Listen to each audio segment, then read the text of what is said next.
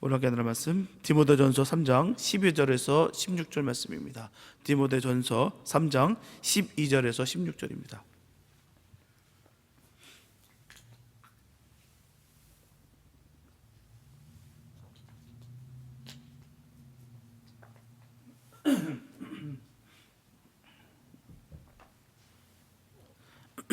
디모데전서 3장 12절에서 16절 말씀입니다. 주님에게 한 말씀 우리 한 목사 함께 합독하시겠습니다. 시작. 집사들은 한 아내의 남편이 되어 자녀와 자기 집을 잘 다스리는 자일지니 집사의 직분을 잘한 자들은 아름다운 지위와 그리스도 예수 안에 있는 믿음의 큰 담력을 얻느니라. 내가 속히 내게 가기를 바라나 이것을 내게 쓰는 것은 만일 내가 지체하면 너로 하나님의 집에서 어떻게 행하여 할 것을 알게 하려 함이니 이 집은 살아계신 하나님의 교회요 진리의 기둥과 터이니라. 그도다 경건의 비밀이여 그렇지 않다 하는 이 없도다. 그는 육신으로 나타난 바 되시고 영으로 의롭다 하심을 입으시고 천사들에게 보이시고 만국에서 전파되시고 세상에서 믿음 바 되시고 영광 가운데서 올리우셨음이니라. 아멘. 교회를 하나님의 집이라고 합니다. 하나님의 집. 교회를 하나님의 집이라고 하는 이유는요, 교회가 처음 생겨났을 때 교인들의 가정집에서 시작한 때문이 아닌가 싶습니다. 예루살렘 교회는 마가 요한의 집에서 시작됐고요, 빌립보 교회는 루디아의 집에서 시작됐습니다.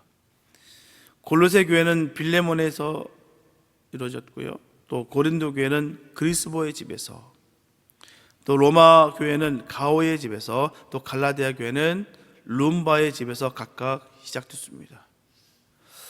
다 같은 가정집이로되 주일이 되면 교인들이 모여 찬송하고 예배드리는 집을 하나님의 집이라고 부르게 되었고요, 그 집은 또 교회라고 부르게 됐습니다. 그리고 교회를 하나님의 집이라고 부르는 데는 또 다른 뜻이 있습니다. 집이라는 말은 건물이라는 뜻보다는요, 그 건물 안에 살고 있는 한 가족을 가리켜서 집이라고 부르는 예가 많습니다. 그래서 우리 집, 너희 집, 아무개 집사네 집, 아무개 장로네 집하고 부를 때 아무개 집사나 아무개 장로가 거주하는 그 건물을 가리킨다기보다는요, 그 집 가족 전체를 가리켜서 아무개 집사네 집, 아무개 장로네 집이라 부릅니다. 그렇다면 교회를 하나님의 집이라고 부르는 것은, 교회는 하나님의 가족의 집이란 말이 되겠습니다. 사도 바울은 성도를 하나님의 권속, 즉 식구라고 했어요. 식구입니다. 그리고 자신은 하나님의 집의 일꾼이라고 했어요. 또 성경에는 천국을 하나님의 집이라고 했습니다. 천국을 하나님의 집이라고 하는 것은 결코 건물을 가리키는 것이 아니에요. 어린 양 보호자를 중심으로 영원히 한 가족같이 지낼 성도 전체를 가리켜 하나님의 집이라고 했다는 거예요. 그러므로 교회는 하나님의 가족들의 집입니다. 성도는 하나님의 집의 한 가족들이라는 것이죠. 그렇기 때문에 친하고 가깝기가 한 집안 가족보다 조금도 못할 이유가 없습니다. 교회에 모이는 어린아이들은 내 자식이요, 내 동생이요, 내 누이나 다름없습니다. 교회에서 만나는 어른은 다 내 형님, 내 누나, 내 아저씨나 다름없습니다. 교회에서 교인들을 남같이 대할 바엔 교회에 올 이유가 없겠죠. 누나 없는 사람은 누나를 만날 수 있고요, 형님 없는 사람은 형님을 만날 수 있고, 자식 없는 사람은 자식을 만날 수 있고, 부모 없는 사람은 부모를 만날 수 있는 곳이 바로 교회입니다. 교회는 아무리 커도 한 가족이에요. 교회는 교인이 아무리 많아도 한 형제같이 지내야 됩니다. 흔히 교회가 교인 수가 적을 때는 가족같이 잘 지내다가 교인 수가 많아지면 남같이 된다는 말을 많이 합니다. 또 반면에 교인 수가 적은데 서로가 남같이 지낸다면 최악이죠. 주님이 너무 슬퍼하실 거예요. 주님이 바라신 바가 뭐겠습니까? 교세요? 크기요? 안 중요합니다. 주님은 가족끼리 서로 화목하고 사랑하길 원하세요. 정상적인 가정의 모습을 보면 다 그렇습니다. 내 자녀들이 잘 지내기 원하지. 티격태격 싸우는 모습을 보고 즐거울 부모가 어디 있겠습니까? 우리 하나님께서 원하시는 바가 없겠어요. 사랑하기를 원하시는 거죠. 그렇게 돼야 되는 것입니다. 대면대면하고 서먹서먹하면 어찌 그게 아름다운 모습이겠습니까? 이유 불문하고 말이에요. 이유는요, 붙이려면 수없이 붙일 수 있습니다. 이유 불문하고 화목해야 되는 것이 주님의 명령이라는 거예요. 그래서 교회는 언제나 한 집안 식구같이 다정하고 가까워야 되는 것입니다. 가정의 중심, 가정의 대표는 누굴까요? 아버지입니다. 아버지가 있어야 어머니가 있고, 아버지가 있어야 자식이 있습니다. 아버지가 있으므로 사촌, 오촌, 육촌이 있어요. 아버지가 없으면 어머니도 없고 자식도 없습니다. 아버지를 인정하지 않는 가족은 존재할 수가 없어요. 비록 아버지가 소천했다 할지라도 아버지의 주권, 아버지의 인격, 아버지의 공적을 인정하는 가족은 잘 계승될 수가 있습니다. 하지만 아버지의 공적을 무시하는 가족은 아버지의 죽음과 동시에 그날부터 뿔뿔이 다 흩어집니다. 모일 일도 없고 그냥 헤어진 다 되는 것이죠. 아버지는 근본에 관한 문제예요. 근원에 관한 문제라는 거예요. 그런데 오늘 현대인의 철학은 어떻습니까? 자아의 철학입니다. 다시 말씀드리면 개인주의라는 것이죠. 내가 있음으로 모든 것이 있고 내가 있어야 모든 것이 의미가 있다라고 생각하는 것입니다. 극단적인 개인주의입니다. 내가 절대 가치고 내가 최고라는 것이죠. 나만 뭐 그렇기도 합니다. 부인할 수는 없어요. 그러나 그 소중한 내가 어떻게 존재하나요? 나의 근본, 나의 근원이 있기 때문에 내가 존재한다는 것입니다. 기독교는 나라는 자기를 인정하기 전에 나의 근본, 나의 근원을 인정하는 데서부터 출발한다는 거예요. 집에는 아버지가 있으므로 내가 있고 나의 가족이 있습니다. 하나님의 집의 아버지는 하나님이십니다. 하나님은 우리들의 아버지 되십니다.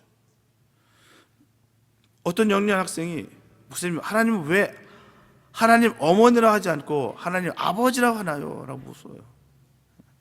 또 다른 한 학생은 하나님 할아버지는 어떻게 생겼었나요? 질문해서 참 당황해하는 경우도 많습니다. 하나님을 아버지라 부르는 이유가 무엇일까였습니까? 하나님 우리를 낳으시고 기르시고 먹이시고 보호하시는 아버지십니다. 하나님이 있기 때문에 내가 있고요, 하나님이 있기 때문에 내가 살고, 하나님이 있기 때문에 내가 행복이 있고요, 하나님이 살아계시기 때문에 내게 기쁨이 있습니다. 그래서 하나님은 우리 아버지가 되십니다. 이 정신, 이 관념이 희박한 교회는요, 절대로 교회가 아닙니다. 모일 때마다 하나님을 의식하고, 말할 때마다 하나님을 부르고, 일할 때마다 하나님을 의지하고 그렇게 일하는 교회, 참 하나님의 교회입니다. 주님과 함께하는 교회, 의식하고 부르짖고 느끼고 함께하는, 그게 진정한 교회죠. 분명 하나님은 어디에도 계시지만 예배당에 들어올 때 여기 하나님이 계신다는 것을 의식해야 되는 것입니다.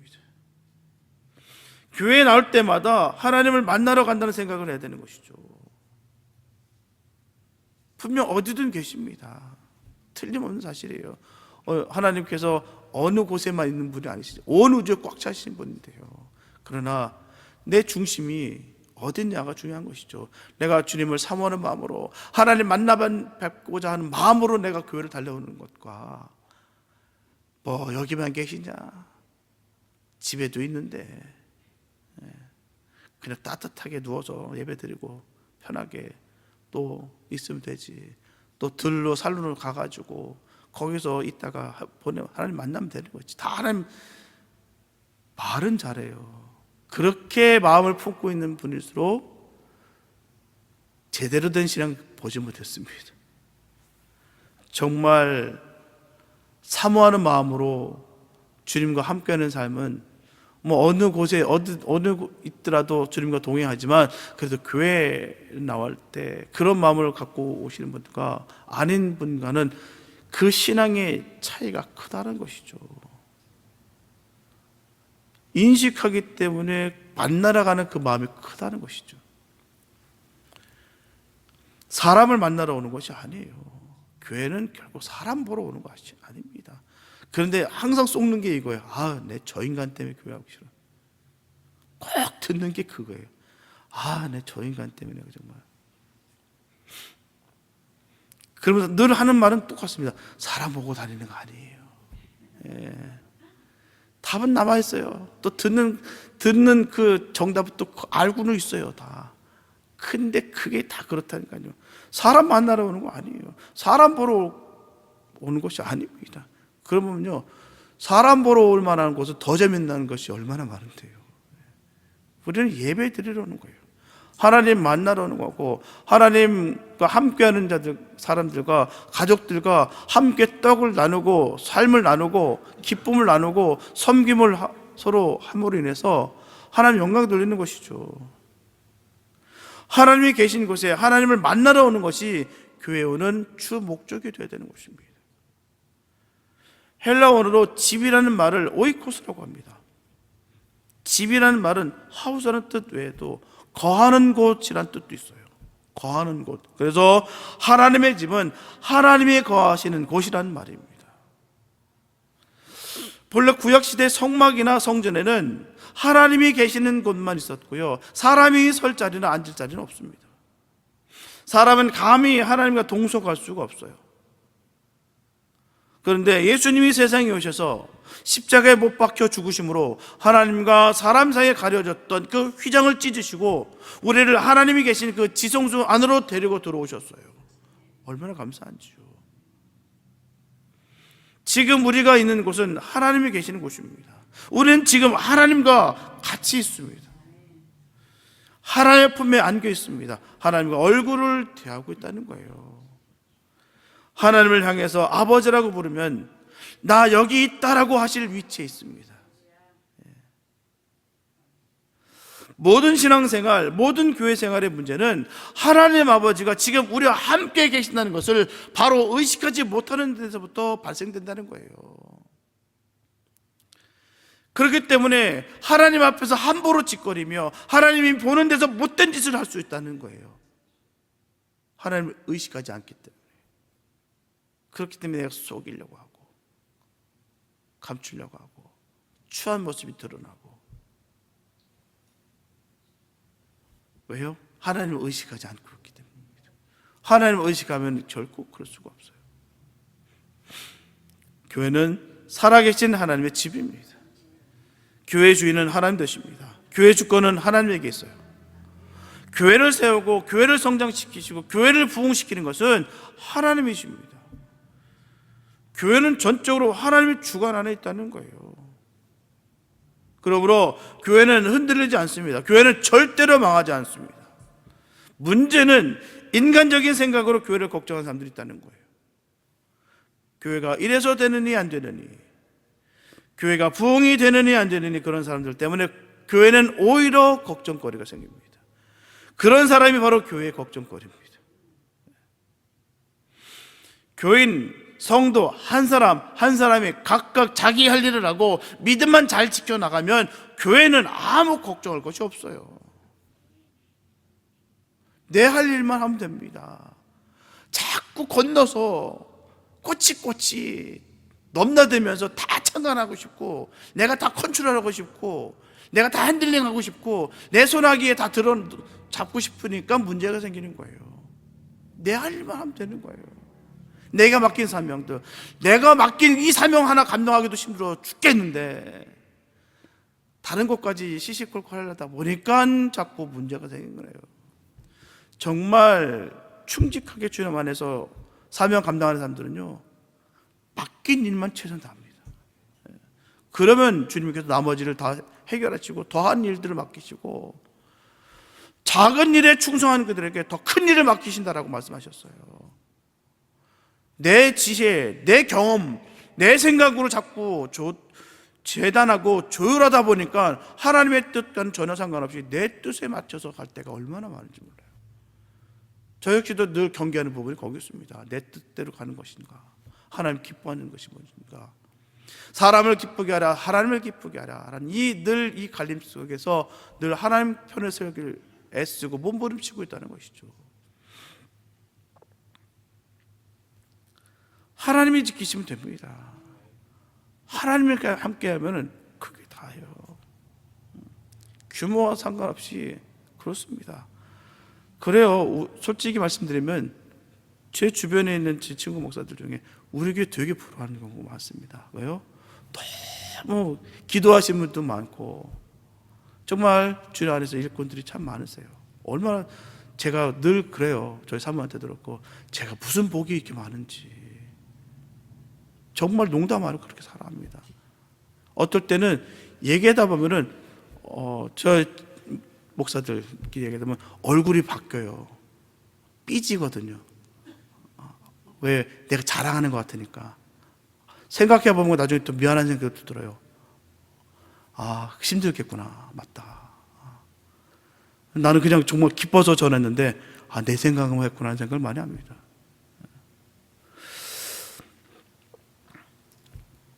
근데 그 역시도 뛰어넘을 부분이겠죠. 저도 마찬가지고요.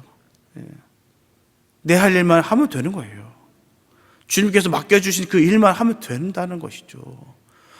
크기와 숫자를 또 비교, 감사가 상황 속에 부딪히면요 절망입니다.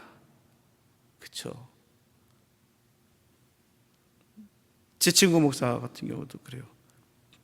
교회 규모와 사이즈에 비하면 비교가 안 됩니다. 그러면서 하는 말이 있겠죠. 아이고 크기만큼 문제도 많겠구나. 그렇게 스스로 약간의 위안을 삼으면서 맞아요. 그런데 그런 게 중요한 게 아니라 내게 맡긴 일을 내가 기쁨으로 감사하며 감당하고 있느냐가 문제인 것이죠. 내 일만 하면 되는 거예요. 주님이 책임주세요. 수많은 악담을 하고 조롱을 하고 비난을 하고 흠을 잡아도 상관없습니다. 내가 주 안에서 평안하면 돼요. 주 안에서 내가 기쁨으로 하면 됩니다. 그게 우리가 할 일이고요. 그러면 교회는 아무 걱정이 없습니다. 주님이 지켜주세요. 하나님이 살아계시고 하나님이 교회를 기르시고 지키시는 이상 교회는 걱정할 것이 도무지 없습니다. 하나님의 교회에 대해 염려할 것이 없는 이유는 하나님의 집은 진리의 기둥과 진리의 터 위에 세워졌기 때문이에요. 집은 터와 기둥이 문제입니다. 터가 견고하고 기둥만 튼튼하면 집은 결코 흔들리지 않습니다. 하나님의 집의 터와 기둥은 진리예요. 진리는 공간적으로 보편타당하고 시간적으로 보면 영원 불변하는 것이 진리입니다. 고린도전서 3장 11절에 보면 이 터는 예수 그리스도라고 했어요. 예수 그리스도. 예수 그리스도의 말씀 위에 세워진 교회, 예수 그리스도의 복음을 기둥으로 삼은 교회는 튼튼한 교회입니다. 우리 교회는 진리의 기둥과 터 위에 세워진 줄을 믿으시기 바랍니다. 전 그렇게 믿고요. 그렇게 된 줄로 너무 감사해요. 그래서 우리 가끔씩 선교사님들 오면요, 그분들이 치유받고 가세요. 이민 목회 들었대요. 피를 토하는 목회라고 들었다. 저는 그곳을 걱정하는데 반대하게 그 전쟁터 중에 그 총알이 무섭지 않으니까 여기가 더 무섭던데요. 오클랜드가 더 무섭던데요. 그러질 않나. 베네수엘라 목사님은 우리 동네는 비슷한 것 같아요. 너무 친숙합니다. 멕시칸들 보니까. 그래요. 환경과 상황과 떠나서 우리는 기둥과 터는 바로 진리 위에 있다는 것입니다. 그래서 우리는 감사해요. 기쁨이죠.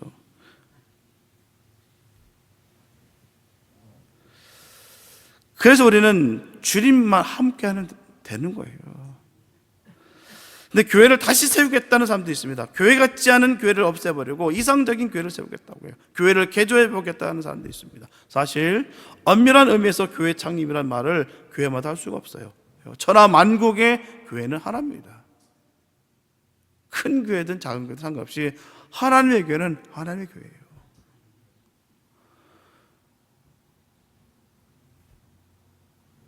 교회 창립은 그리스도의 피로 단번에 세워졌어요. 그래서 교회가 또 설립되었다는 것은 예를 들어서 수도 간에 수도꼭지를 연결했다는 말이에요. 흔히 교회가 개혁되어야 한다는 말입니다. 그렇게 말을 하고 있어요. 그런데 교회 개혁이 따로 있는 것이 아니에요. 교회의 성장이 곧 교회의 개혁입니다. 개혁되지 않는 교회는 성장하지 않습니다. 성장하는 교회는 개혁하는 교회예요. 하여튼 교회를 개조하겠다, 교회를 새로 세우겠다는 사람들은 교회가 무엇인지 모르고 하는 소리입니다. 교회가 누구의 것인지도 모르고 하는 소리예요. 교회는 살아계신 하나님이 예수 그리스도의 진리터 위에 진리의 기둥으로 세운 것이 교회입니다. 진리가 바로 증거되지 않는 교회는 바로 서지 못합니다. 사람들의 숫자가 교회 세력을 좌우하고 돈 가진 사람의 재물이 교회 여론을 지배하고 있는 교회는 바로 서지 못합니다. 돈 한 푼 없고 한 사람의 지지를 얻지 못해도 예수 그리스도의 진리의 말씀이 지지를 받는 교회는 바로 선 교회라는 거예요. 진리대로 가는 것이죠. 하나님 말씀대로 가는 거예요. 하나님께서 우리에게 주신 그 말씀대로 가는 거예요. 말씀으로 세워지고 말씀을 보수하는 것이 참 하나님의 교회입니다. 그러면 이렇게 세워진 하나님의 집에서 우리는 어떻게 행할까요? 하나님의 집에서 충성한 두 사람의 모범을 배우고자 합니다. 히브리서 3장 5절과 6절에 보게 되면 모세는 하나님의 온 집에서 사환으로 충성했고 그리스도는 그의 집 맡은 아들로 충성했다는 말씀이 기록되어 있어요. 첫째, 모세와 예수님의 충성에서 배울 수 있는 것은요, 절대 복종입니다. 모세는 이스라엘의 지도자였어요. 그는 왕이나 다름이 없습니다. 그의 명령 한마디에 이스라엘 백성들의 살고 죽는 문제가 달려 있었다는 거예요. 그럼에도 불구하고 그는 하나님의 명령이라고 한다면 절대 복종했어요. 예수님은 하나님의 아들이셨습니다. 그리고 하나님과 동등하셨어요. 권위와 위엄이 하나님과 다른 점이 하나도 없습니다. 그럼에도 불구하고 교회를 위해서는 하나님께 절대 복종했다는 거예요. 가라면 가고 하라면 하고 죽으라면 죽었어요. 모세는 온 백성의 원망 소리를 들으면서 하나님께 복종했습니다. 예수님은 온 유대인의 불평 소리를 들으면서 하나님께 복종했어요.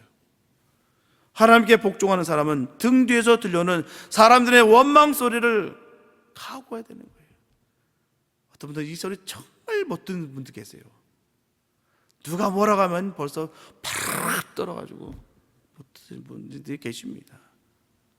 삭히지 못해요. 그래서 밤을 꼴딱 셉니다. 그 소리가 자꾸 신경 쓰여서. 그래서 복종이 어렵다는 거예요. 그 소리가 자꾸 거슬리니까. 복종이야말로 충성의 기본 자세입니다. 복종할 자세가 되어 있지 않은 사람이 충성한다는 것은 그림의 떡이에요. 장로가 될 제일 첫째 자격은 순종과 복종입니다. 하나님의 말씀에 순종하고 교회의 권위에 순종하고 교회의 지리에 순종, 복종해야 됩니다. 장로가 하나님의 말씀에 순종하지 않고 교회의 지리에 복종하지 않으면 누가 그 장로의 지리를 받겠습니까? 소위 말로 시쳇말로 너나 잘하세요 나오죠. 자기 마음대로 들어갔다 나갔다고 자기 마음대로 이랬다 저랬다 하는 장로는 장로로서 자격이 없습니다. 장로의 직무가 무엇인가요? 다스리는 거예요. 첫째, 자기를 다스려야 됩니다. 자기 감정, 자기 행실, 자기 고집을 잘 다스려야 됩니다. 둘째, 자기 가정을 잘 다스려야 돼요. 부모, 아내, 자식, 형제를 다스리지 못하면 교회를 다스릴 수가 없습니다. 가정은 교회 단위입니다. 셋째, 교인들을 잘 다스려야 됩니다. 회개하도록 다스려야 됩니다. 믿음을 가지도록 다스려야 됩니다. 교인 중에 회개하지 않는 자가 없는가? 교인 중에 믿음에서 떨어지는 자가 없는가? 그 책임을 자기가 져야 되는 것이죠. 넷째, 행정적으로 잘 다스려야 됩니다. 교인들을 잘 따르게 해야 된다는 것이죠. 장로가 일어서면 교인들도 일어서고 장로가 앉으면 교인들도 따라 앉을 정도로 덕으로 다스려야 됩니다. 순종으로 모범을 보여서 순종으로 다스려야 됩니다. 다음으로 모세의 충성을 통해서 배울 점이 있어요. 모세는 하나님 집의 사환으로 충성했습니다. 사환이라는 말은 신약에 많이 나오는 종, 둘로스라는 그 말과는 달라요. 히브리어의 에페트라는 말로 천사나 선지자로 불리는 대리자란 뜻입니다. 모세는 하나님의 대리자였어요. 하나님의 대행자였습니다. 모세는 하나님이 아니었어요. 그러나 그의 명령은 하나님의 명령이었고 그의 사명은 하나님의 사명이었어요. 그런데 이스라엘 백성들은 모세를 향해서 너는 하나님이 아니다. 너의 명령은 하나님의 명령이 아니다. 너의 계획은 하나님의 계획이 아니다 하였어요. 그래서 모세는 하나님의 일을 제때 제대로 이루지 못했습니다. 대리자의 고충이 여기 있어요. 자기 일 아닌 하나님의 일을 자기 일같이 여겨야 하고 자기 것 아닌 하나님의 것을 자기 것같이 소중히 여겨야 되는 거예요. 그렇게 하기 위해서 생명까지 바쳐야 하는 고충이 있습니다. 여기에 지상교회에 문제가 있어요. 모든 하나님의 종들은 대리자요 대행자였습니다. 대리자와 대행자는 하나님이 아니고 사람이에요. 대리자와 대행자는 인간의 약점이 있어요. 사람들이 대리자는 하나님으로 맡지 않습니다. 그러므로 하나님의 일이 하나님의 일같이 수행되지 않습니다. 대리자와 대행자를 이해해 줘야 되는 것이죠. 협력해 주고 인정해 줘야 됩니다. 사심과 감정을 뺀 하나님의 말씀만을 전하는 대행자의 명령은 하나님의 명령이에요.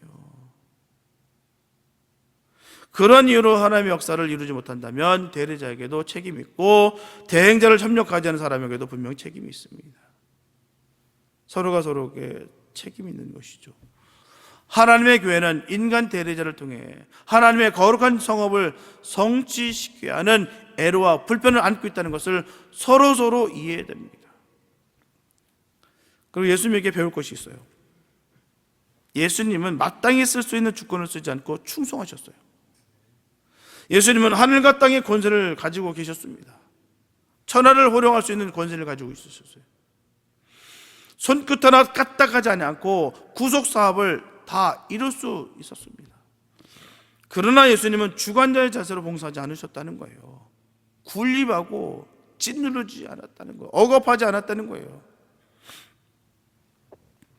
발로 걸어가서 복음을 전했어요. 손으로 만져 병자를 고쳤습니다.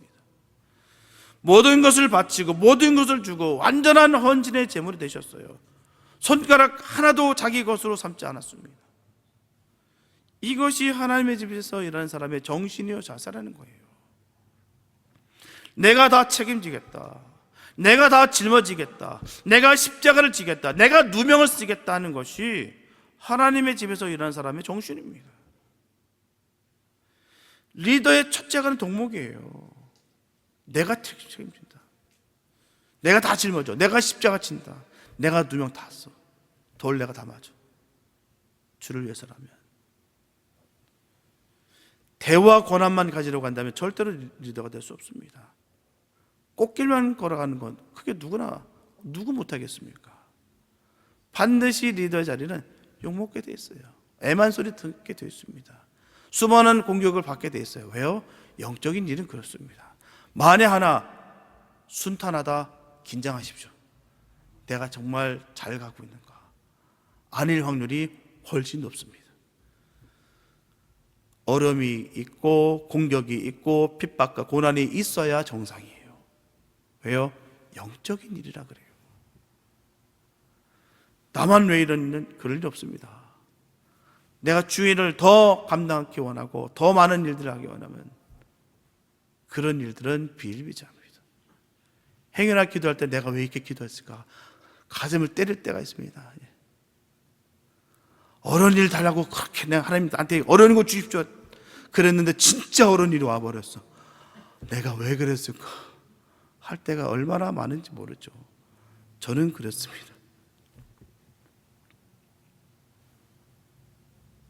모세 같은 대리자로서 하나님의 일을 성공적으로 이루시는 하나님의 일꾼들이 꼭 되시기 바랍니다.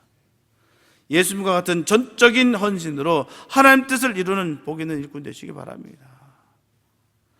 그럼 하나님의 집에서 어떻게 행해야 될까요? 제가 저와 여러분들에게 하고 싶은 말은 먼저 사람이 되어야 된다는 거예요. 그런 다음에 일을 하라는 것입니다. 그 다음에 직분을 받으라고 싶어요.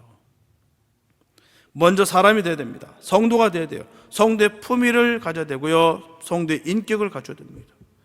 온유하고 겸손해야 되고요. 진실하고 정직해야 됩니다. 사랑하고 인내해야 되는 것이죠.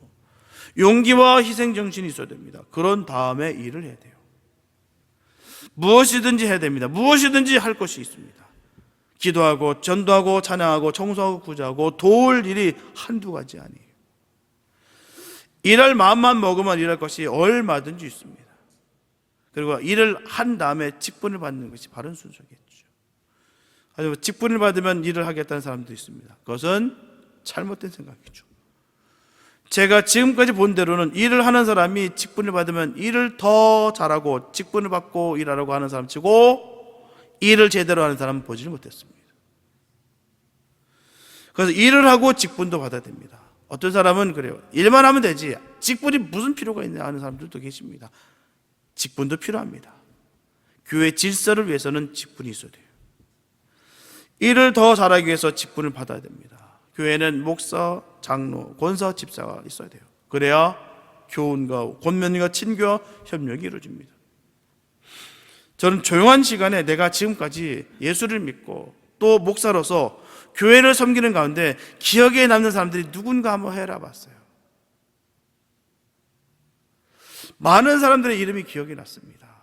또 앨범을 뒤져보니까 내 사진을 찾아보니까 내 행사 때마다 일할 때마다 꼭 있었던 사람들이 있더라고요. 사진에 찍힌 사람들입니다. 그 사람들은 내가 매일 위하여 기도하는 사람들이에요. 보니까 그래서 다 그 사람들이 기억이 나는 거예요. 얼굴도 기억나고 이름도 기억나고 그 삶의 모습도 다 기억이 나는 거예요. 왜요? 매일 기도하니까. 반면에 많은 사람들은 겪어왔는데 기억에 남지 않은 사람이 있어요. 그런 것 같은데 있었나? 긴가민감. 얼굴도 본 것 같기도 하고 아닌 것 같고 이름은 더 아리까리하고 기억하지 못하는 사람들이 있어요. 그런가 하면 일을 잘못함으로 확 기억하는 사람도 있습니다. 교회에 손해를 끼친 사람들의 이름이 기억이 나요. 상처 주고 아프게 하고 고통을 주고 정말 뼈저리게 고난과 핍박을 했던 그 이름이 잊혀지지가 않아요. 앙금을 품는 건 아닙니다. 하나님 앞에 대한 솔직할 수 있어요. 그런 건 아닌데 그냥 기억이 나는 거예요. 더 웃기는 거는 우리 그때 아이들 보고 군대 가는 아이들한테 저 고참이 너무 못되게 고참이 있었는데요. 지금 자그마치 거의 30년 전입니다. 근데 그 이름이 아직도 잊혀지지가 않아. 내가 인권 차이를 위해서 내가 이름은 말했었는데 그 이름이 잊혀지지가 않아요. 미움은 없습니다. 근데 그 이름이, 그 얼굴이 아주 뚜렷하게 기억해요. 그리고 얼마나 갈궈댔는지 지금도 진짜 막 부들부들 떨릴 정도로, 아니 인간이 이렇게까지 사람을 잔인할 정도로 갈궈댈 수 있는가. 지금도 그게 소름 끼칠 정도로 그게 각인이 됐어요. 그 이름이 기억이 나요. 얼굴이 선명하게 기억납니다. 아니 더 나아가서 숨소리까지 기억이 나요. 사람도 일을 잘하는 사람과 잘못한 사람의 이름을 기억하는데 하나님께서 우리가 일한 대로 반드시 우리의 이름을 기억할 줄 믿습니다. 틀림없어요. 우리는 잊을 수 있습니다. 그러나 우리 주님은 안 잊으신다는 거예요. 우리가 어떻게 일을 잘하는 것을 기억하고 있고요, 우리가 어떻게 일을 잘못하는 것을 기억하실 것입니다. 저분들은 하나님의 좋은 기억에 남는 복 있는 성도 되시기 바랍니다. 하나님의 미소가 머물게 하는 그런 복 있는 성도 되시기 바랍니다. 힘든 일을 맡을 때마다, 겪을 때마다 웃으면서 기쁨으로 주님과 함께 그 일을 견뎌내고 인내하고 넘길 때 주님은 우리를 흐뭇하게 바라보신다는 거예요. 그런 성도도 되시기 바랍니다. 그런 성도 볼 때마다 저도 기분이 되게 좋은데 우리 주님은 얼마나 좋으실까요? 막 마음이 든든한데요, 우리 주님은 얼마나 뿌듯하고 좋으실까요? 늘 주님의 그 미소가 머무는 그런 성도 되시기 바랍니다. 그게 중요한 거예요. 주님의 기억 속에 늘 기쁨을 주는 성도들 되시기 바랍니다. 그게 가장 귀한 거예요. 하나님 집에서 어떻게 해야 될까요? 어떤 사람은 하나님 집에서 회사같이 일하려고 하는 사람이 있습니다. 공무원같이 일하려고 하는 사람들이 있어요. 국회같이 일하려고 하는 사람들이 있습니다. 하나님의 집은 살아계신 하나님의 진리의 기둥과 터 위에 세워졌다는 것을 잊어서는 안 됩니다.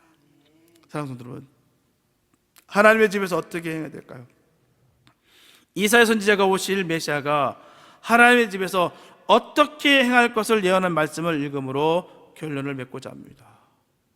이사야서 42장 1절에서 4절 말씀을 보게 되면 내가 붙드는 나의 종, 내 마음에 기뻐하는 나의 택한 사람을 보라. 내가 나의 신을 그에게 주었은즉 그가 이방에 공의를 베풀리라. 그는 외치지 아니하며 목소리를 높이지 아니하며 그 소리로 거리에 들리지 아니하며 상한 갈대를 꺾지 아니하며 꺼져가는 등불을 끄지 아니하고 진리로 공의를 베풀 것이며 그는 쇠하지 아니하며 낙담하지 아니하고 세상에 공의를 세우기에 이르리니 섬들이 그 교훈을 앙망하리라.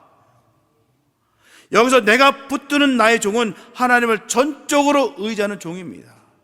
내 마음에 기뻐하는 나의 택한 사람은 하나님이 인정하는 사람입니다. 내가 나의 신을 그에게 준 것은 성령 충만한 것입니다. 사람입니다. 그가 외치지 아니하며 목소리를 높이지 아니하는 것은 겸손한 사람입니다. 상한 갈대를 꺾지 아니하며 꺼져가는 등불을 끄지 아니하는 것은 사랑하는 사람입니다. 진리로 공의를 베풀며 세상에 공의를 세우는 것은 공의의 사람이에요. 쇠하지 아니하며 낙담하지 아니하는 것은 소망의 사람입니다. 저와 여러분들도 하나님을 전적으로 의지하고 하나님의 인정을 받고 성령 충만하고 겸손하고 사랑하고 공의롭고 소망을 가지고 하나님의 집에서 일하는 복 있는 성도들이 다 되시기를 예수님의 이름으로 축원합니다. 기도합니다. 사랑해 주신 감사합니다. 아버지, 하나님의 말씀을 붙잡고 나아가길 원합니다. 나의 기분 따위와 감정 따위로 살아가는 것이 아니라 하나님을 영화롭게 하며 주의 이름을 송축하는 그런 삶을 살아갈 수 있는 우리 모두가 되게 하여 주시옵소서. 주님이 우리를 바라보실 때 흐뭇하게 바라보며 기쁨이 되는 그런 삶이 되기 원합니다. 하나님께 늘 인정받으며 하나님께 인정을 또한 들을 수 있는 그런 삶이 되게 도와주시옵소서. 하나님만을 의지합니다. 하나님만 높여드립니다. 하나님, 우리와 함께하여 주시옵소서. 부족한 우리를 꽉 붙잡아 주셔서 하나님 나라를 온전히 세워갈 수 있도록 역사하여 주시옵소서. 주의 크신 은혜와 그 능력과 그 복되심이 우리 삶 가운데 흘러넘칠 것을 간절히 믿사옵고 우리를 구원하신 예수님의 이름으로 기도했습니다.